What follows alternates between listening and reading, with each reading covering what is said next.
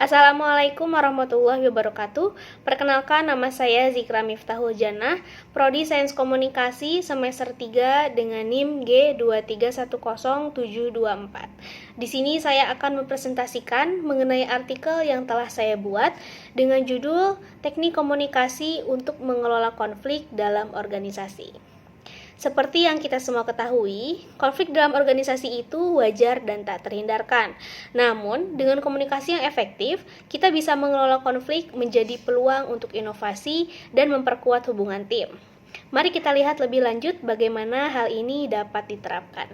Baik, kita langsung masuk ke penjelasan pendahuluan. Di sini ada 3 poin, teman-teman. Poin pertama, konflik adalah hal yang tak terhindarkan dalam organisasi.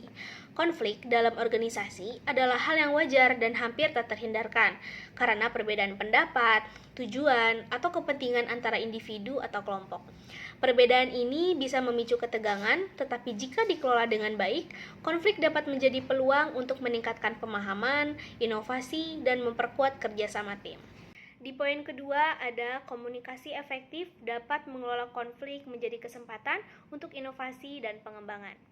Maksudnya, komunikasi efektif memungkinkan anggota organisasi untuk menyampaikan pandangan, mendengarkan perspektif lain, dan mencapai kesepakatan yang saling menguntungkan.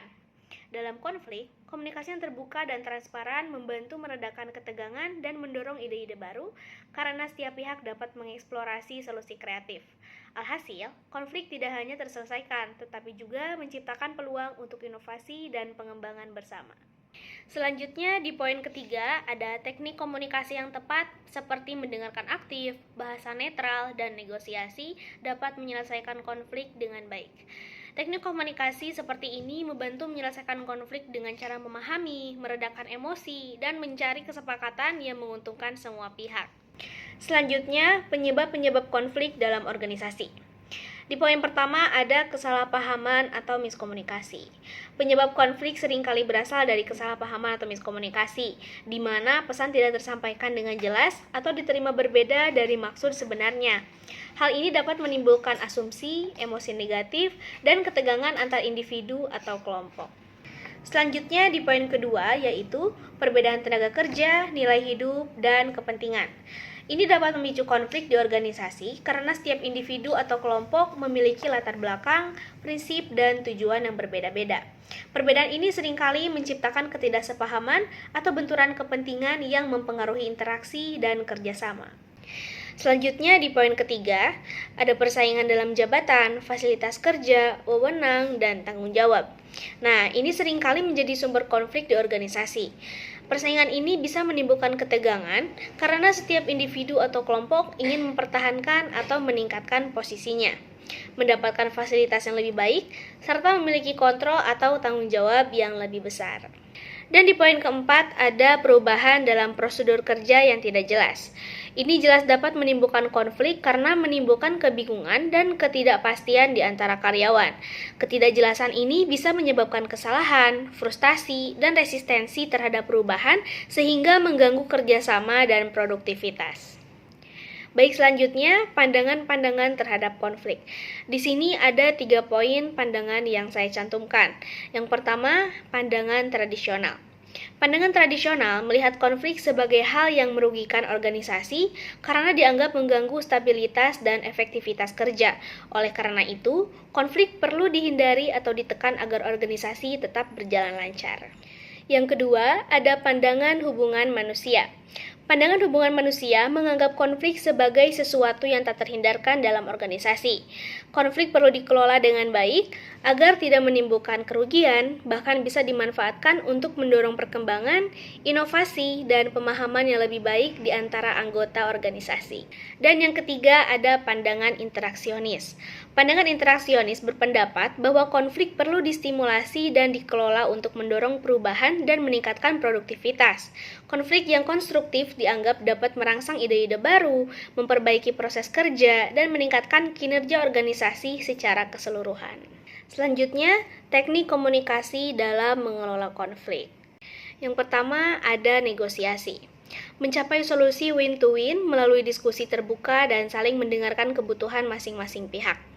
Dengan cara negosiasi ini, setiap pihak dapat mengungkapkan kepentingan dan keprihatinannya yang memungkinkan tercapainya solusi yang menguntungkan kedua belah pihak tanpa merugikan satu sama lain.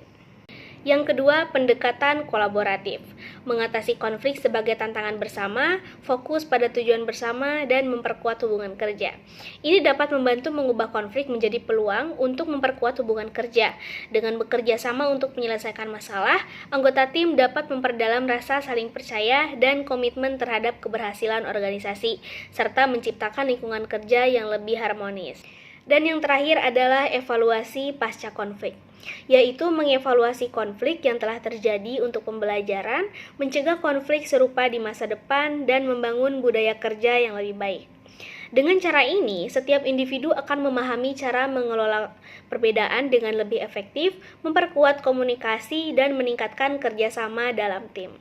Baik, kesimpulannya adalah konflik dalam organisasi memang tak terhindarkan, tetapi dengan komunikasi efektif seperti mendengarkan aktif, bahasa netral, dan kolaborasi, konflik bisa dikelola dengan baik.